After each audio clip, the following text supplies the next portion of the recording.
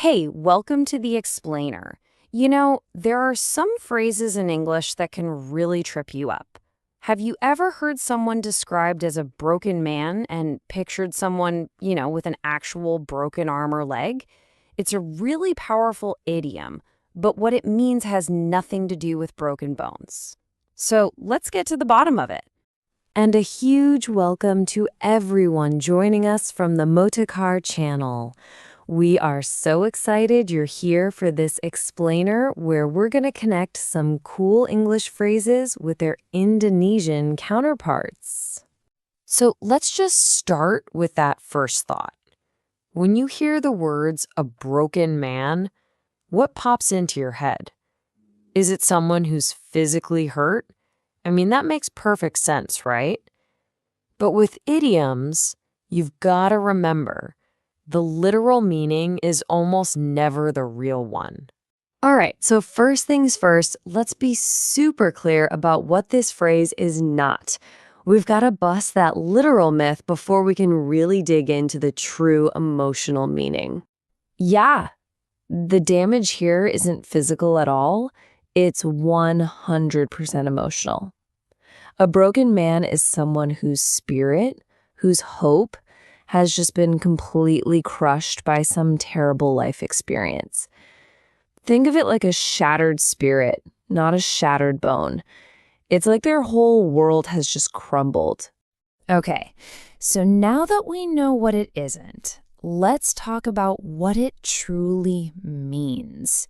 The best way to really get an idiom is to see it in action.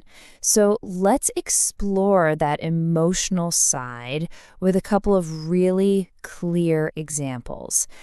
First up, let's look at a situation that can absolutely turn a person's life upside down. Losing everything. Total financial ruin.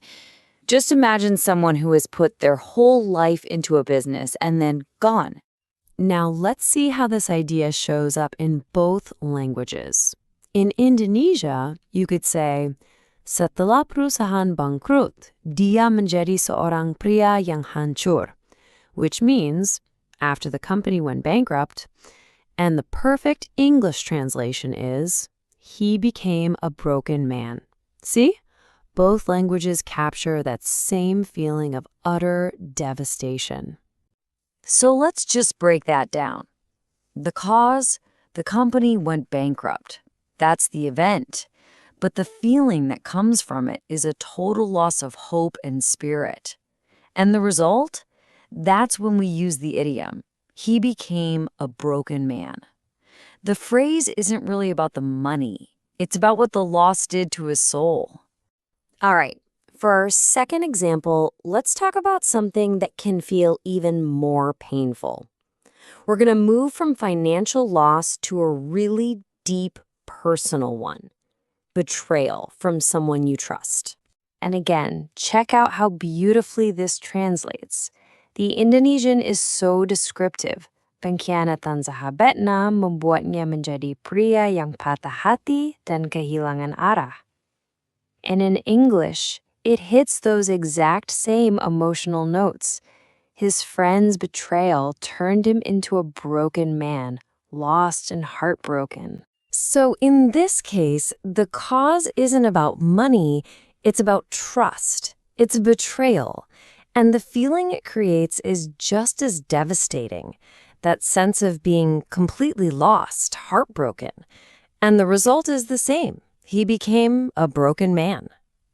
This really shows you that the idiom is tied to a feeling of deep despair, not just one specific situation. Okay, so after looking at these two very different examples, what's the big takeaway here? What's the one thing you should really hold on to, especially if you're learning English or Indonesian? It all comes down to this right here. The crucial point is that idioms are all about expressing powerful feelings, not describing literal situations. So the next time you hear a weird phrase that doesn't make sense word for word, just pause and ask yourself, what deep human emotion is this trying to get at? That question will unlock everything. And that's a wrap on A Broken Man. Thanks so much for watching. Remember, when you're learning a language, you're not just learning words. You're learning how to share feelings. So stay curious, keep learning, and we'll catch you on the next explainer. Thank you for watching this video. Hopefully useful. Don't forget to like and subscribe.